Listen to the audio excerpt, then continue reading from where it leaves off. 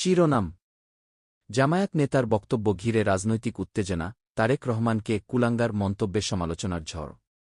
সংবাদ প্রতিবেদন: দেশের রাজনৈতিক অঙ্গনে নতুন করে উত্তেজনা সৃষ্টি হয়েছে জামায়াতের এক নেতার বিতর্কিত বক্তব্যকে কেন্দ্র করে।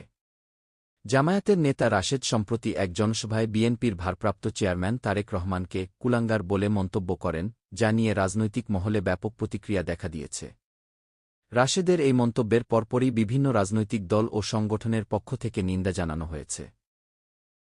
বিএনপির নেতাকর্মীরা এ বক্তব্যকে অশালীন ও অগ্রহণযোগ্য বলে উল্লেখ করেছেন। তারা দাবি করেন, রাজনৈতিক মতবিরোধ থাকতেই পারে, কিন্তু ব্যক্তিগত আক্রমণ ও কটূক্তি কোনোভাবেই গ্রহণযোগ্য নয়। অন্যদিকে জামায়াতের পক্ষ থেকে এখনও আনুষ্ঠানিকভাবে এ বিষয়ে বিস্তারিত কোনো ব্যাখ্যা দেওয়া হয়নি।